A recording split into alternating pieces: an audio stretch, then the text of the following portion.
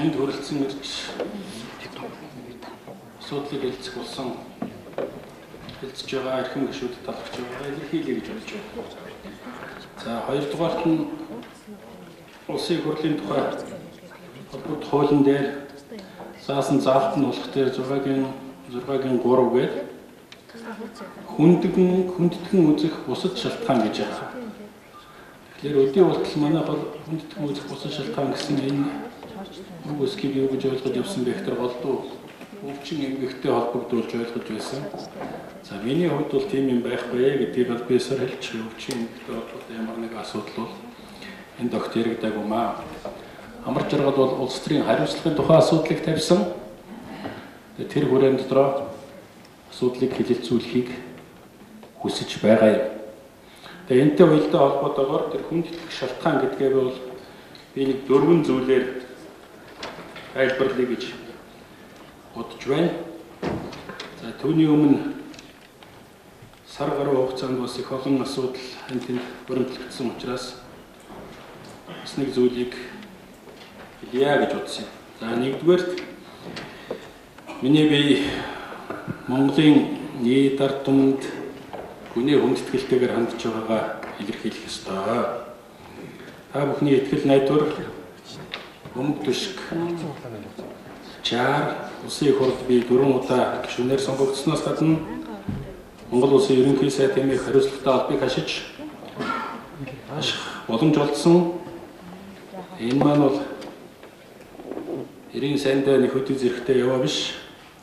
Энэ бүхэн бол миний гар үе оролцсон хүмүүсхэн байгуулсан шинэ дэвшилт холбоо, Монголын үндэсний дэвшлийн нам, Монголын үндэсний ардчилсан нам, түүний мянган гишүүдийн дэмжлэг, итгэл найдвар гэдгийг гүнээ ухамсарлан талархаж явдаг гэдгээ хэлье гэж бодсон юм. Улсын их хурлд анхлан сонгогдсон цагаас л сонгогч иргэд та бүхнийхээ итгэлийг алдахгүй байх, нүрийг улаалгахгүй байх, тууштай зарчимч, чигч шулуун байх, шудраг ажиллахыг эрмэлзэж ирсэн. Хоёрдугаар үндэслэл. Засаглалын харьцаа тэнцвэрийн асуудлаар бид баримжаа зөвчөөгөө алдчихад удаж байгаа. Үүнийг засаж үндсэн хуулийн утга санаа үг үсгийн дагуу сэргээж хамгаалах цаг болсон. Жишээ нь улсын их хурл бүхний дээр гарч засгийн газарт ажиллах боломж олгохгүй байна гэж нэг хэсэг хэлж байхад өөр нэг хэсэг нь засгийн газар даварлаа гэж ярьж байна. Ерөнхийлөгчийн эрх мэдэлж 20 жилийн дотор ямар их өөрчлөгдсөнийг хүн бүр мэдж байгаа. Улсын төсвөөс илүү шахан мөнгө төсвийн гадуур эргэлдэж байгаа нь төр засгийн байгууллага олон түмний хараа хяналтаас гарсны хамгийн тод жишээ байна. Улсын их хурл олон нийтийн санаа бодлын тусгал болдгоо нээлттэй тунгалаг байж чадахгүй байгааг бэлгэнээ бид нар үзэж байна. Байдал ийм маягаар өрнөж байгаа хариуцлагыг улсын их хурл хүлээх учиртай юм. Засаглалын тэнцвэрийн асуудлыг нэг дэш нь болгооч гэж миний бие 2004 онд улсын их хурлд хандан уриалга гаргаж байсан. Зарим хүмүүс энийг санаж байх учиртай. Тухайн үед нь хаан сонголт гэж хөрсөөр байгаад өнгөрсөн. Монгол улс парламентын эсвэл ерөнхийлөгчийн засаглалын аль нэгийг эргэлт бусалгүй сонгомоор байгаа юм. Ерөнхийлөгчөө парламентаас сонгодог бол энэ асуудал нэг мөр шийдэгдэж гүйцэтгэх засаглалд популизмаас ангид ажил хийх ядаж 1 жил нэмэгдэнэ. Дараа ялалт байгуулсан улс төрийн намын дарга нь ерөнхий сайд болдог парламентын засаглалыг бий зүйтэй гэж үздэг. Энэ тухай 1998 онд ч гэсэн ярьж л байсан. Өнөөдөр энэ зарчим үйлчилж байгаа юм шиг байгаа юм. Гэхдээ ерөнхий сайдад 2 гол хэрэгсэл алга байна. Нэгдүгээрт нь парламентыг тараах эрх, хоёрдугаарт нь өөрийн бодож төлөвлөснөрөө засгийн газрын танхимаа бүрдүүлэх эрх. Нэгэнт л улсын их хурл нь этгээд ерөнхий сайдыг томилдог юм бол засгийн газраа хүснээрээ байгуулах бололцоог нь олгох нь логик учиртай юм. Эсбөгөөс бие биенээ барьцаалсан бүлэглэлүүд өнөөдрийнх шиг төрийн ажлыг дампууруулж байна.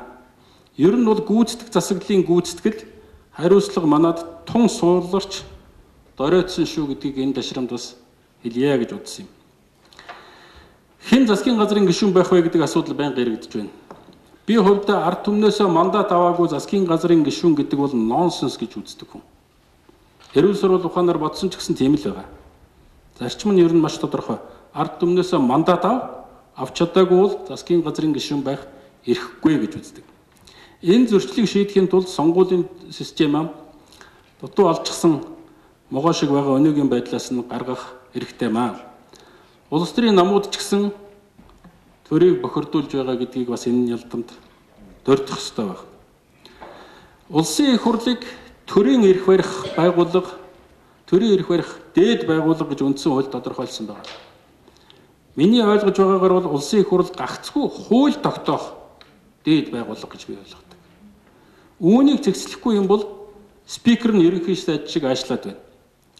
Олон толгойтой байх юм бол төр домпуурдаг гэдгийг түүх бүлэгнээ мэдж байгаа. Энэ бол миний хоёр дахь үндслэлээ гэдгээ хэлэх гэсэн юм. Тэгээ миний дээр хэлсэн энэ бүгд өнөөдөр бий болчихсон зүйл биш ээ. Энэ олон жил хуримтлагдсан, шийдэх хүсэлгүй учраас угжирсан, одоо шийдэх гэж чадахгүй байгаа асуудлууд юм байна. Тийм ч учраас ард иргэд бухимдлаа илэрхийлж 12 жилийн дараа ардчилсан намд саналаа өгч засаг барих эрхийг олгосон юм аа. Монголчууд ардчилсан намд маш их найдаж, маш их өндөр хүлээлт үүсгдэг. Тэр хүлээлтийн хэмжээнд бид ажиллах учиртай юм. Харамсалтай нь би чадахгүй байна гэж үзэж байгаа. Зарим тохиолдолд бүр дордуулж байна гэж үзэж байгаа. Ардчилсан нам гарч ирээд ялгаа алга байна штэ гэж зөвхөрсөн иргэд ярьж байгааг эрхвч бид нар сонсож байгаа. Тэгээ үүний төлөө ардчилсан намаас хэн нэг нь хариуцлага хүлээх учиртай гэж би ойлгоод байгаа юм. Тийм учраас чөлөөлөгдөх хөргөдлөө өгсөн юм аа. За төгсгөлд нь нэг зүйл хэлье. Ардчилсан намын гишүүн байж намаа шүүмжлэв гэж намайг их шүүмжилж байгаа. Дөнгөж нэг засаг аваад босох гэж байхад нь өөрийн байгуулсан засгаа шүүмжиллээ гэд над руу сүрхий дайрч байгаа.